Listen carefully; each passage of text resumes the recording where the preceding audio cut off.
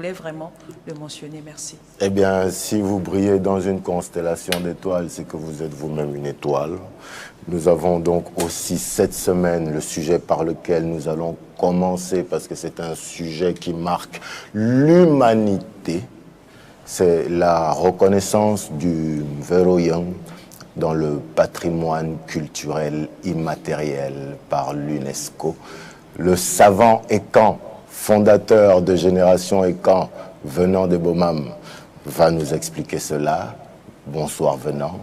Bonsoir Sitch. Comment vas-tu? Je vais très bien comme un Ekan. Ah. Avec nous, c'est une galactique, donc du coup, on va toujours bien. Très bien. Alors effectivement, on a vu un événement qui s'est passé cette semaine en Inde. Grâce à Génération Ekan, nous les fans de la cause Ekan, on a pu voir ce qui s'est passé en direct. Mais nous étions donc en Inde avec Modzan Eya, Ambolani, Amadza.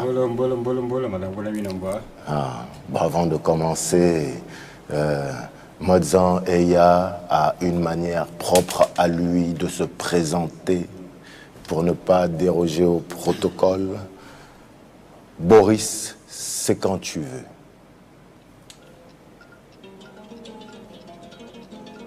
Le son.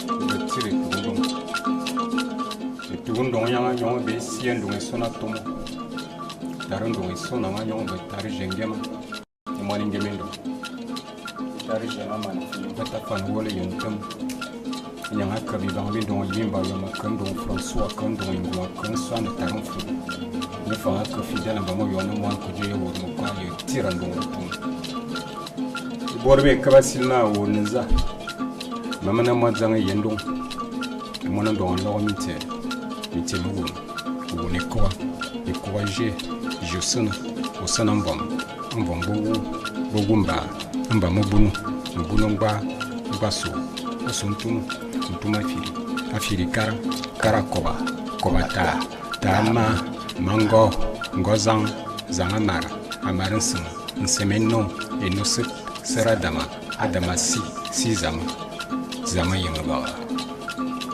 Mabaramon Kwe, Mkwe Sokomamba, Mbangwe, Mwabikoko, Bikoko Bizop, Zobi Yama, Piyama Minkut Mikurmeki, a Kingos, Kongozi. You are no you. Inya you. Nyafanga yo Kingos. Engala. Mloma Bergo. Très bien. Alors, je pense qu'on peut... La culture gabonaise. Ouais. Alors, David, ce que Modzan Eya vient de faire là, c'est ce qu'on appelle enfin l'Endan Ayon, qui est donc la généalogie, qui est le moyen par lequel un Ekan se présente. Donc, il dit qu'il s'appelle Eya, fils de Alogo, lui-même fils de Minsa, fils de, jusqu'à Seth, fils d'Adam, Adam, fils de la terre, fils de Dieu, Dieu que les hommes appellent Zameyemebara. Et Yo, c'est qui? Alors, quand on arrive à Zameyemebara, on arrive à ce que les êtres humains classiques appellent Dieu. Et il monte ensuite maintenant, quand il part à Nkurmiyaki, là il te parle maintenant des étoiles, des constellations, des nébuleuses. Et il arrive jusqu'au Big Bang, qu'on appelle Eyo, l'œuf de cuivre. Okay. C'est pour un peu faire comprendre aux téléspectateurs ce qui vient de se passer sur ce plateau. C'était pas hautement mystique, mais quand même. Alors, Modzan Eya, vous étiez en Inde avec Sira et Tondon. Comment s'est passé ce voyage? Quel était le but de ce déplacement?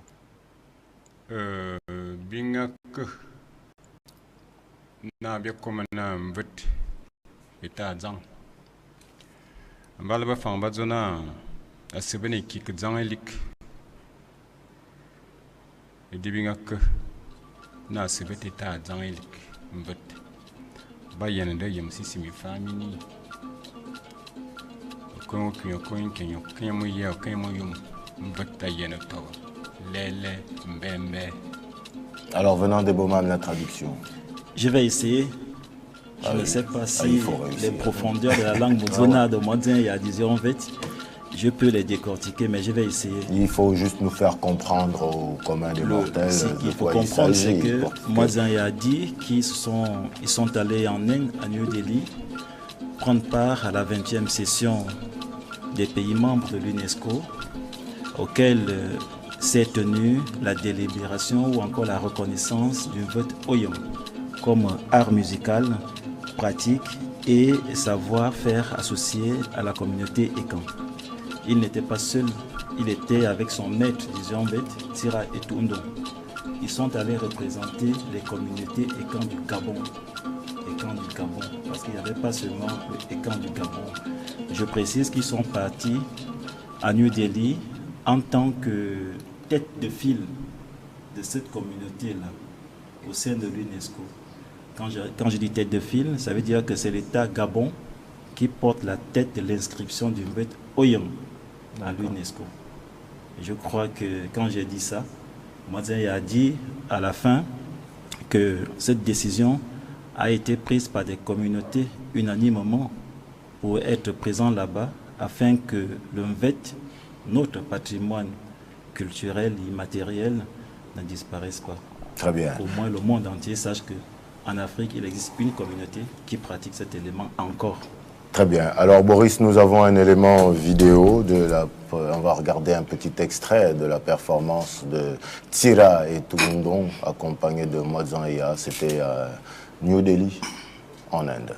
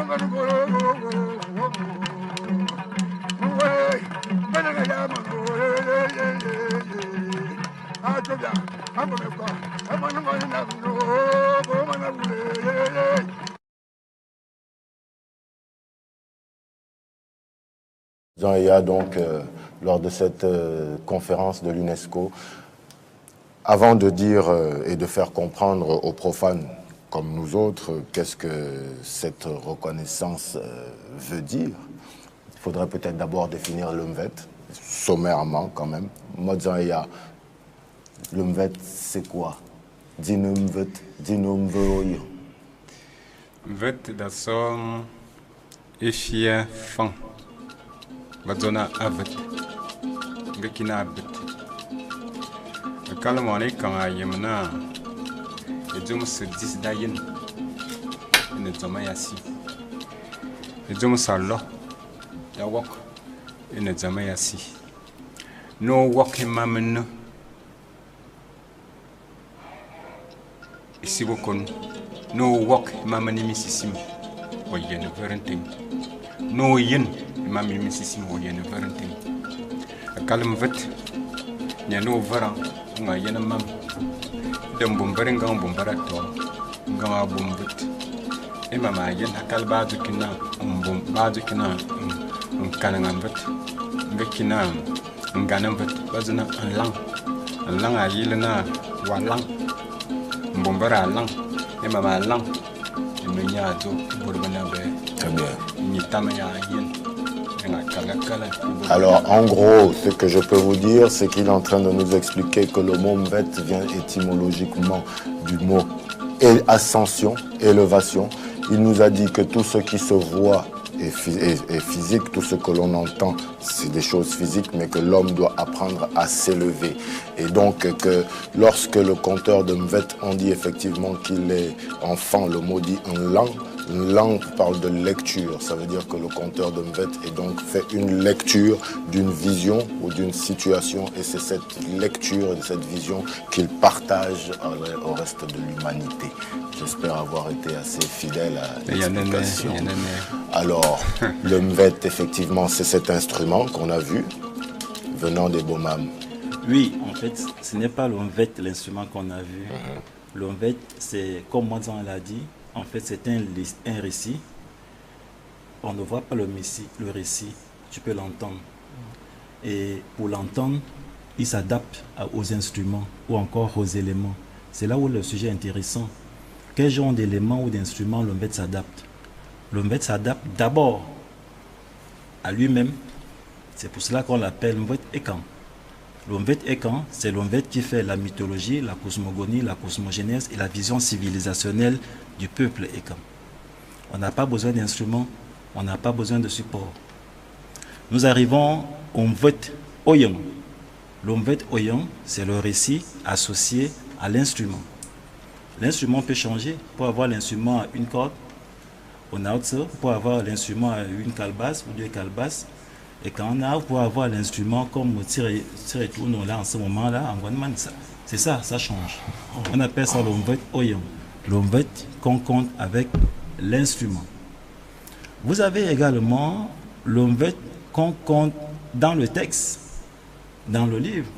Si les gens ont connu le Mvet à l'école... À moi, si j'ai connu le Mvet tout court, c'est ça, oui. Ce Mvet, on l'appelle le Mvet Bikan. Ça veut dire le Mvet qu'on rédige pour la postérité. Le Mvet des lettres. Voilà. Vous avez également le Mvet Olu. Le Mvet Olu, c'est le Mvet qu'on fait en style de chant.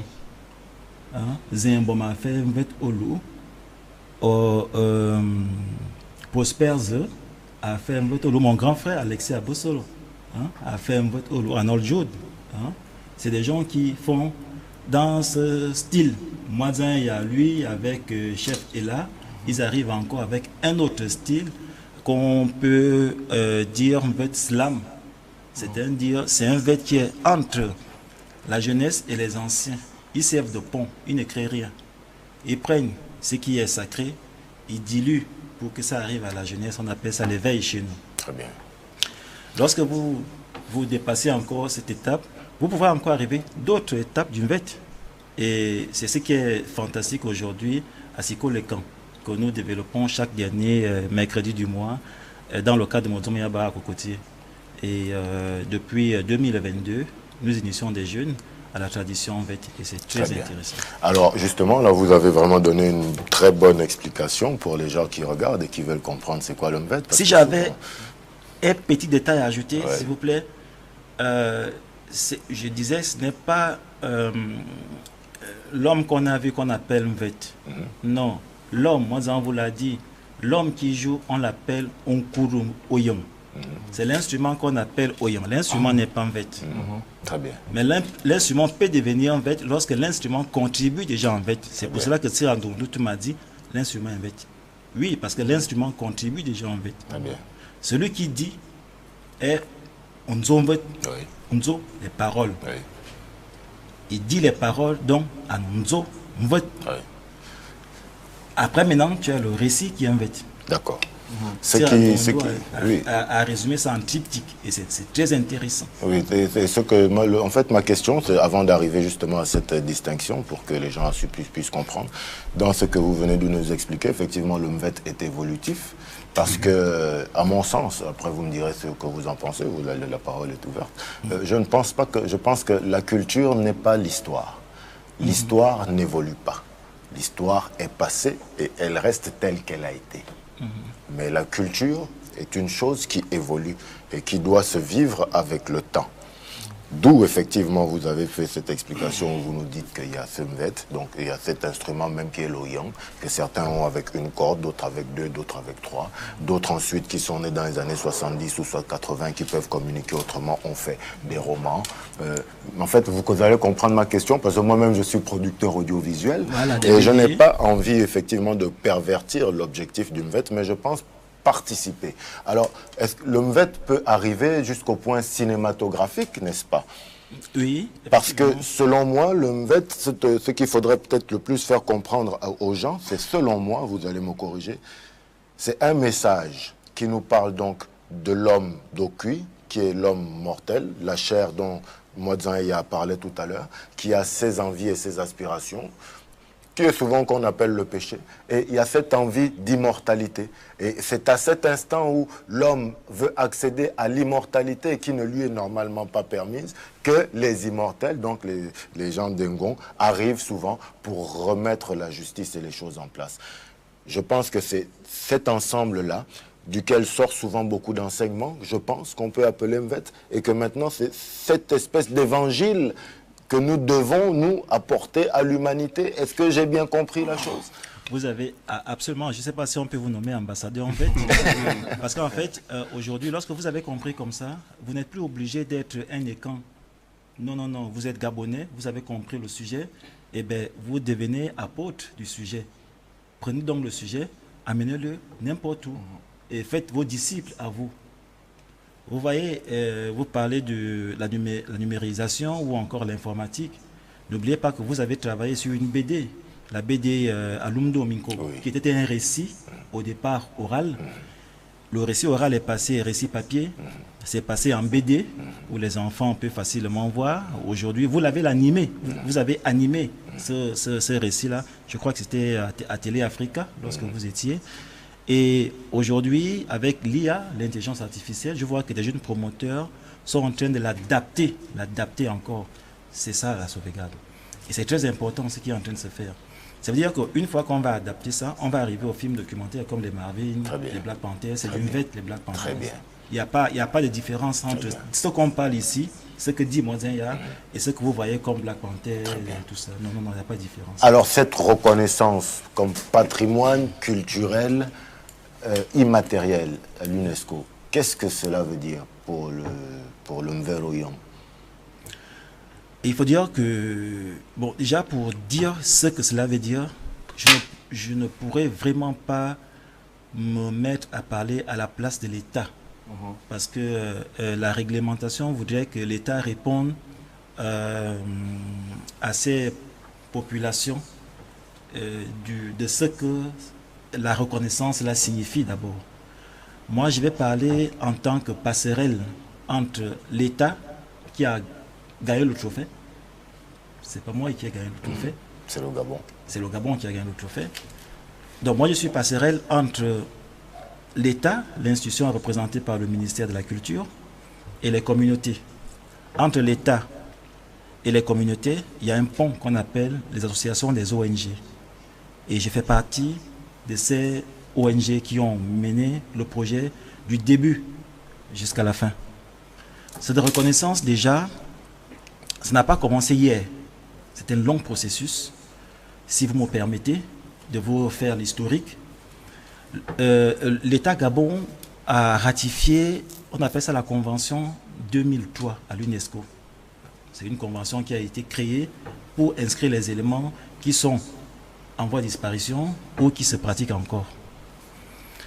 Et en 2008, il y a eu une initiative sous-régionale des grands maîtres Mvet du Gabon, Cameroun, Guinée équatoriale, Congo, et qui voulait que l'institution de l'époque, qu'on appelait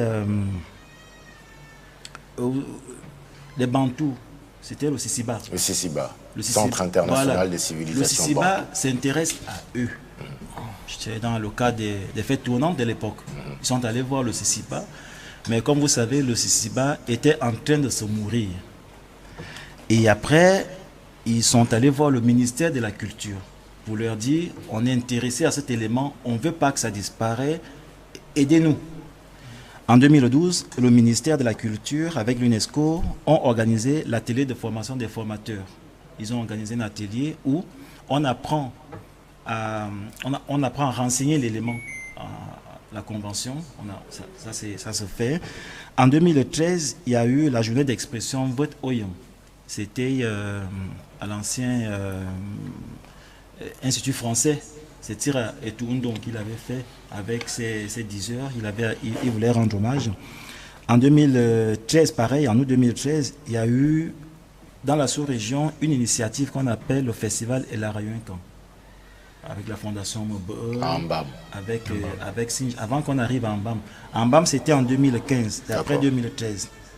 Il y a eu la célébration de ce festival Mbod Oyam dans la sous-région où tous les écans de la sous-région étaient. On arrive en mai, le 23 septembre 2015, n'est-ce pas, avec toi, novembre 2015, il y a eu un décret pris par le président ici au Gabon et qui vise à créer la Direction générale du patrimoine culturel immatériel au sein du ministère de la Culture. Cette direction générale existe aujourd'hui? Oui. D'accord. Effectivement, c'est cette direction-là qui vient maintenant prendre l'arrêté en 2019. On appelle ça l'arrêté, la liste nominative du patrimoine culturel immatériel. Dans cet arrêté, je crois que le ministre de l'époque, c'était le ministre d'État, Alain-Claude Villéviseur. Il y a 47 éléments que les responsables avaient enregistrés et donc qui doit faire partie de cette reconnaissance. Dont le MVET faisait partie. Le MVET, oui, effectivement, il y a le MVET. Chez nous, il y a le MVET, j'ai vu également le Songo. D'accord. Bon. Après, en 2019, il y a eu le deuxième festival. On est en mode go fast. En 2022, nous comprenons ce que vous voulez montrer, que ça a été un long parcours. En fait, c'était un long parcours. C'est pas le parcours, nous n'en doutons plus. D'accord. Ce que je vous demande, moi, aujourd'hui, c'est le fait que le Mvet Oyang soit reconnu comme patrimoine culturel immatériel. Oui. En quoi ça bénéficie à cette expression culturelle, en fait? D'accord. Il faut dire que ça bénéficie d'abord au Gabon. Lorsqu'on ratifie une convention, on doit bénéficier des produits de cette convention. Le Gabon n'avait jamais inscrit un élément sur la liste immatérielle de l'UNESCO. Donc c'est un succès pour le Gabon, d'accord, qui fait partie de l'UNESCO. Maintenant, en quoi ça bénéficie à l'élément, aux pratiquants de l'élément, vous voulez dire, aux communautés? Il faut dire que pour répondre à cette question, la Convention institue certaines politiques. Les politiques qui visent à aider les communautés à promouvoir leurs éléments.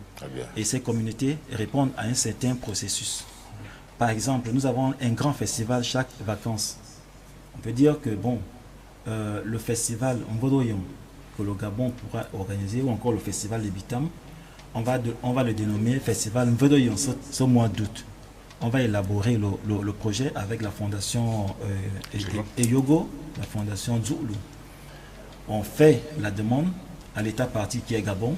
L'État parti va saisir l'UNESCO pour leur dire, écoutez, voilà les communautés qui veulent célébrer leurs éléments. D'accord. Donc financièrement, ça peut venir. Ça peut également créer des sites touristiques parce que le monde sait qu'il y a un élément qui existe là-bas. En Inde, on a croisé, nous on les appelle les diseurs en vête parce qu'on les a croisés, ils avaient l'instrument en vête. Ils comptent aussi comme nous.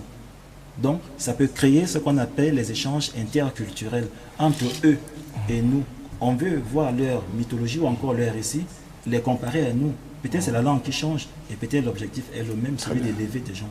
Oui, David. Donc, le tourisme n'est pas exclu.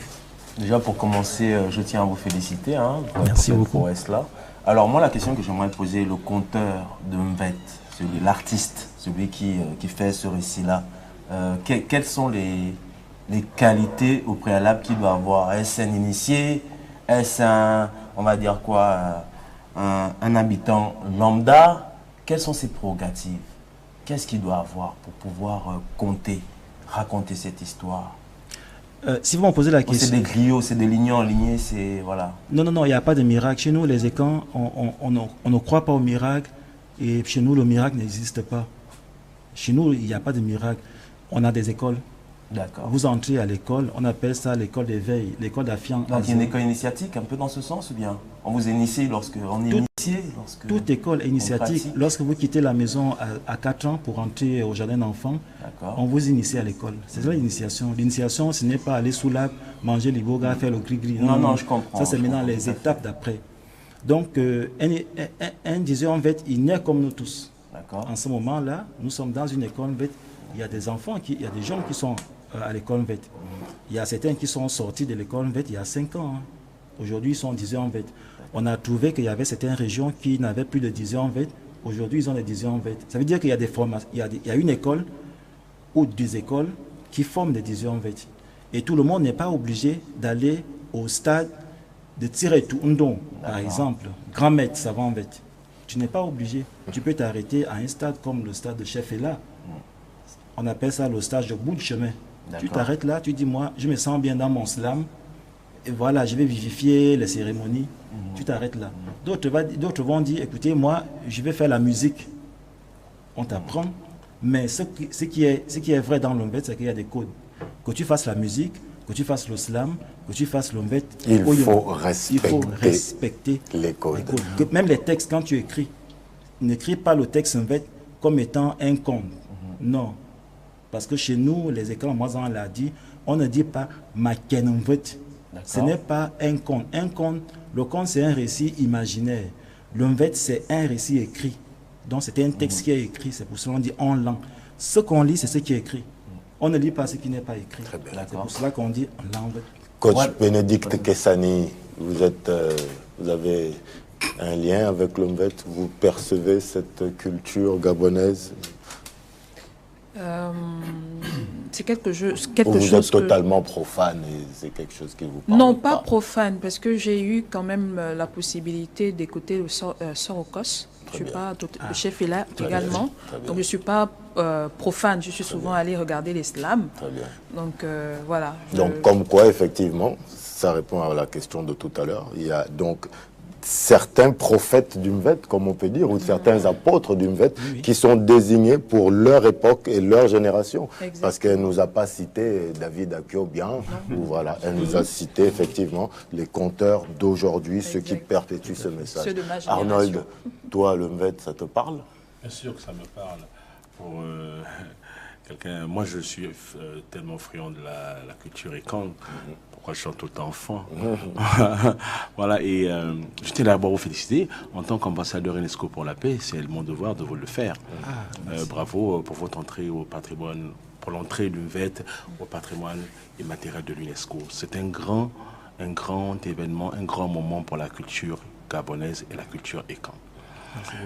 Ceci dit, évidemment que ça m'interpelle. Moi, je regarde, je connais Mozarian, Cyrandon Tuntum, et puis Lord des Comindons, c'est tous ces jeunes qui font que la nouvelle génération ne se perde pas, garde le contact avec notre culture. Voilà. Très bien. Très bien. Ben, écoutez, on ne va pas s'éterniser tout de suite, mais on va revenir quand même tout à l'heure dessus. J'ai aucune crainte de le dire. Je pense que je suis un ange. Je sais que je suis un ange. Très bien. Dieu m'a envoyé sur terre, c'est pour distiller l'amour. C'est pourquoi je chante l'amour tout le temps. C'est ma mission sur terre, apporter de l'amour. Voilà, faire la promotion de l'amour. Yahweh Zambiazo. Yahweh sort. La bolonque à Silena. Yewabekam. Babo further enfuma. Nasilena. Ya ba furan fuma. Zama ba brazo ve meyo wok wa mna fulasino ko ba mingala. Meyo kuma wa yo banum bi fie bi zingre. Na zana ngamana ka hisa sangayebo. Imbola ya na bozodo. Ni morayat. Zo yana metab. Mais son coroles. Traduction. Moazan, il est très content de votre invitation. Ça le réjouit beaucoup. Et il porte apporter sa petite contribution double. Premièrement, il accepte d'être sur scène. Deuxièmement, il accepte d'apporter un petit sac de riz. Très bien. Merci. Alors, vous voyez que les anges parlent tous le même langage, celui de l'amour. Ouais. Arnold Jude a parlé en français et Eya a compris et il vient de nous répondre, c'est le langage Merci. de l'amour. Merci. Venant des Bamam, Génération Ekan, c'est quoi l'actualité?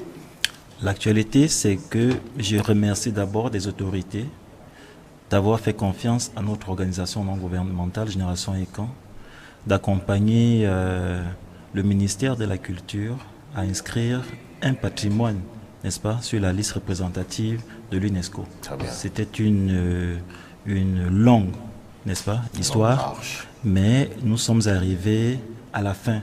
Cela montre également que notre administration se suit. Ça veut dire qu'on peut prendre un élément, quelqu'un viendra changer ou encore poursuivre la distribution jusqu'à ce qu'on termine.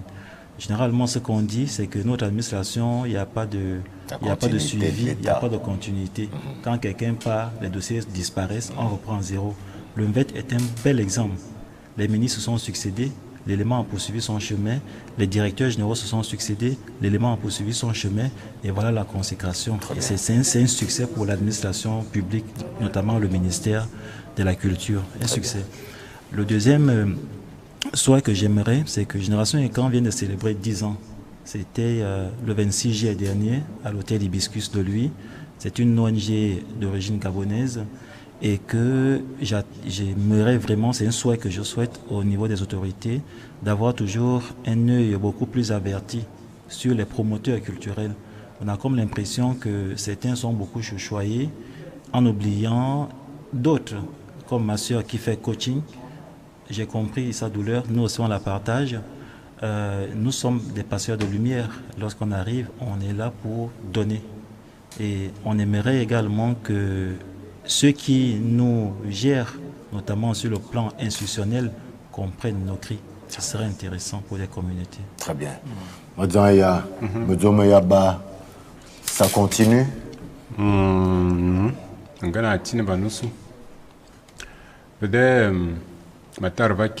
Je remercie d'abord la chaîne TV+, de nous avoir reçus pour parler de nos sujets. Un proverbe fond dit, quand c'est quand la tortue est morte, elle a laissé sa carapace. Quand l'éléphant est mort, il a laissé ses défenses. Quand le pangolin est mort, il a laissé ses écailles. Le porc épic est mort et il a laissé ses épics. Quand l'antilope meurt, elle a laissé sa peau. Ce sont ces peaux que l'on met sur les tambours pour créer des tam-tams. L'antilope est morte, mais sa peau continue à servir pour faire des instruments. C'est pourquoi nous demandons au peuple noir, quand tu partiras, que laisseras-tu? Seras-tu comme cette barque qui traverse le fleuve et ne laisse que des sillons sur la rivière, qui disparaissent avec le temps? Pourquoi je remercie? Un peuple sérieux ne peut pas se développer par imitation perpétuelle des cultures et des traditions des autres peuples.